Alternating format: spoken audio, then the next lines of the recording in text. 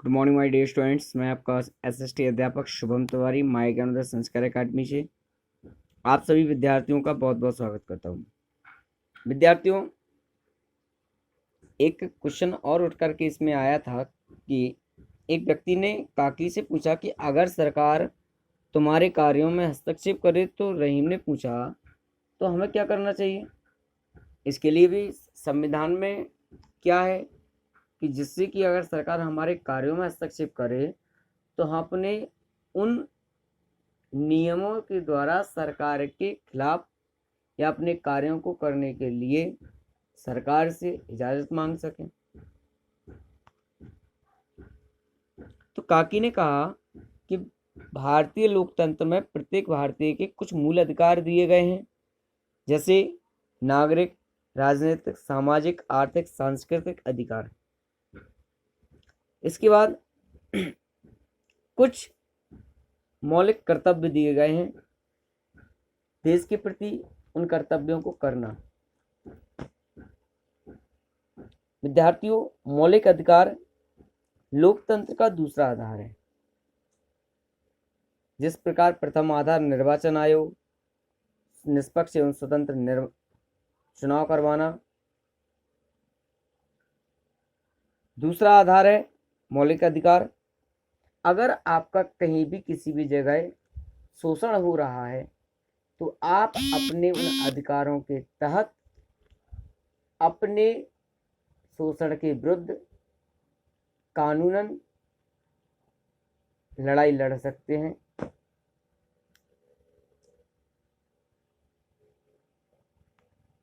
दूसरा, राजनीतिक एवं नागरिक अधिकार विशेषतया ऐसे अधिकार हैं जिनके अनुसार राज्य व्यक्तियों तथा समूहों के कार्यों में हस्तक्षेप न करने के लिए प्रतिबद्ध है।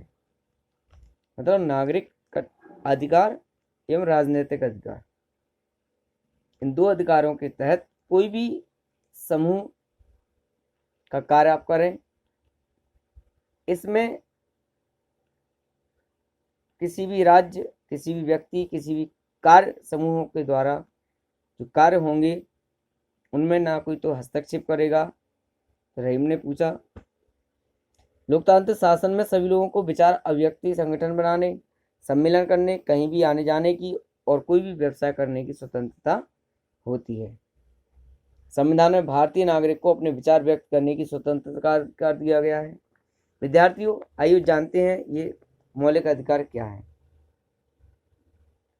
परंतु वह न्यायालय और संसद की अवमानना या मानहानि नहीं कर सकता। विद्यार्थियों, जहां पर हमें एक और अपने विचारों की अभिव्यक्ति, अपने विचारों को रखने की अभिव्यक्ति है, स्वतंत्रता है, वहीं दूसरी ओर एक बाध्यता भी है कि अगर आपकी अभिव्यक्ति, आपके विचारों से अगर भारतीय लोकतांत्रिक संसद या भारतीय न्यायालय की खंडना होती है, अवमानना होती है या मानहानि होती है, तो इस पर आप पर कानूनी कार्रवाई की जा सकती है।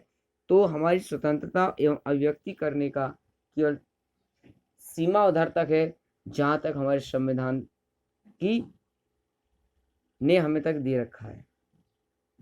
यदि सरकार जनता की बात नहीं सुनती है तो जनता उसका विरोध सभा, प्रदर्शनों, जुलूसों, आंदोलनों द्वारा कर सकती है। इसका अधिकार हमें हमारी संविधान संसद द्वारा दिया गया है।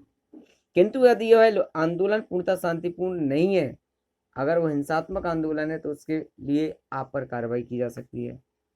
कुछ लोग विरोध प्रदर्शन करने के लिए सार्वजनिक संपत्तियों, बस, रेलगाड़ी तोड़फोड़ लगाकर ऐतिहासिक इमारतों को क्षति पहुंचाते हैं, महापुरुषों की मूर्तियों पोस्टर पर चिपकाते हैं। तो ऐसी स्थिति में अगर आप इसका यूज करते हैं, अपने आंदोलन के समय उल्लंघन करते हैं, तो आप पर न्यायपालिका द्वारा न्यायिक दंड, सजा जो होती है उसको उस पर वो आप पर लागू होगी। काकी से फिर पूछा, यदि कोई हमारे मौलिक अधिकारों का उल्लंघन करे तो हम क्या करें। काकी ने कहा, नागरिकों की स्वतंत्रता, समानता, अधिकारों की सुरक्षा का दायित्व हमारी न्यायपालिका पर होता है। विद्यार्थियों, हमारे समस्त प्रकार के मौलिक अधिकारों की सुरक्षा का दायित्व हमारी सर्वोच्च न्यायालय या न्यायपालिका पर है। अगर आपके किसी भी अधिकार का कोई भी हनन करता है, शोषण करता है, तो आप उसके विरुद्ध भारतीय न्यायालय कि किसी भी न्यायालय में आप उसके खिलाफ मुकदमा दायर कर सकते हैं। स्वतंत्र न्यायपालिका लोकतंत्र का विद्यार्थियों तीसरा आधार है। चौथा आधार है संचार या मीडिया। विद्यार्थियों कभी कभी क्या होता है कि कुछ लोग हमारी बात नहीं सुनते हैं।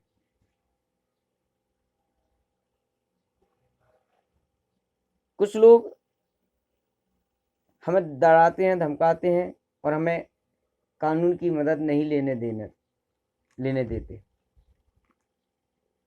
या पैसा संपत्ति पावर के दम पर कुछ लोग डर धमका करके कानून को अपना काम नहीं करने देते। तब ऐसी स्थिति में हमारे लोकतंत्र का जो एक और आधार है संचार या मीडिया, वह भी हमारे लिए बहुत ही महत्वपूर्ण है।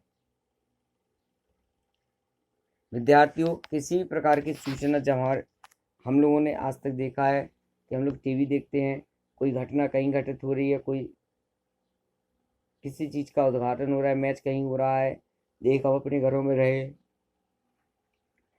अखबार पत्र, पत्रिकाएं, बैनर, पोस्टर, टेलीविज़न आदि ऐसे संसाधन हैं जिनसे संचार दूर दूर देशों विदेशों तक फैला हुआ है। विद्यार्थियों एक बात और, सरकार अपनी नीतियों कार्यों के लिए जनता का समर्थन प्राप्त करने के प्रयास करती है। ये संचार माध्यम स्वतंत्र रूप से कार्य करते हैं।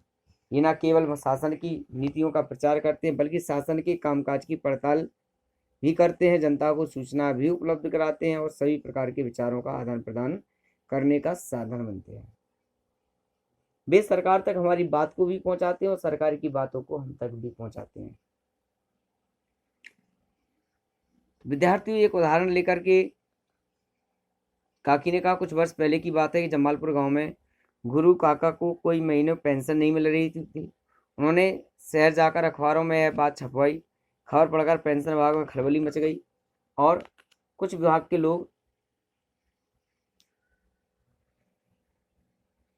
काका से मिलने उनके घर आए। नतीजा यह हुआ, काका को विभाग से पत्र मिला, वे अपनी बकाया पेंशन विभाग में आकर तत्काल प्राप्त कर लें।